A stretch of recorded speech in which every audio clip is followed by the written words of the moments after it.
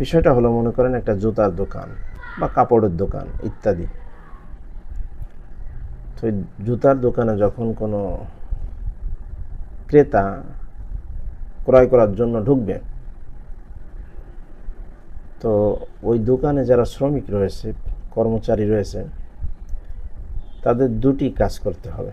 প্রথম কাজ হলো কথা বলতে হবে কম, শুনতে হবে বেশি। এটা গুরুত্বপূর্ণ। ফর এক্সাম্পল, আমি আপনার দোকানে গেলাম জুতা কিনতে। এখন আপনি বলতেছেন, স্যার কোনটা লাগবে, স্যার এটা নেবেন নাকি, স্যার এটা ওটা, স্যার স্যার এত দরকার নেই। স্বাগতম জানানোর পরেই আপনি আমার উপর ছেড়ে দেন। আমি আগে দেখি কোনটা পছন্দ হয়, আমার প্রয়োজন হলে আমি আপনাকে বলবো যে আমার এটা দরকার, বা 2-1 মিনিট খোঁজাখুঁজির পরে না পাইলে আপনি জিজ্ঞেস করতে পারেন।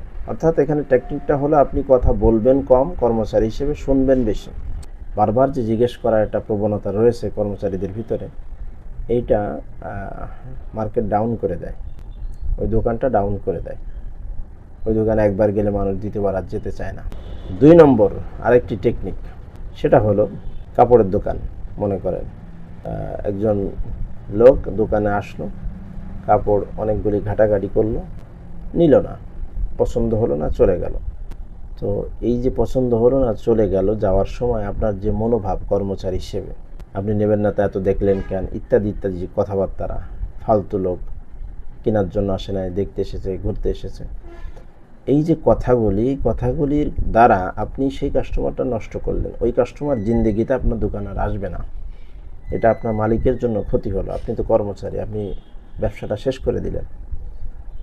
এবং সে তো আসবে না, তার পরিবারে কেউ আসবে না, তার আত্মীয় স্বজনের ভিতরে কেউ আসলে নিষেধ করবে। কেন করবে? কর্মচারীর আচরণের কারণে। তাহলে মালিক ভাইদের উচিত এই দুটি টেকনিক আপনার কর্মচারীদের ভিতরে অ্যাপ্লাই করুন। প্রথম টেকনিক হলো, আপনার কর্মচারীরা কথা বলবে কম, কাস্টমারের কথা শুনবে বেশি। 2 নম্বর হলো, জুতা বা জামা কাপড় যদি পছন্দ না হয়, তাহলে নেগেটিভ মন্তব্য করা যাবে না। হাসি মুখে আবার বলতে হবে যে এবার তো পছন্দ হলো না, আগামীবার আসবেন আবার ইনশাআল্লাহ। এই কথার মাধ্যমে সে নেক্সট টাইম আপনার দোকানে আসার সম্ভাবনা রয়েছে। কিন্তু যদি আচরণটা খারাপ করে বিদায় করে দেন, তাহলে চিরদিনের জন্য এই কাস্টমারটা আপনি নষ্ট করলেন, আপনার কর্মচারী নষ্ট করলেন। এই বিষয়গুলি উপলব্ধি করে আপনার কর্মচারীদেরকে শিক্ষা দিবেন ইনশাআল্লাহ।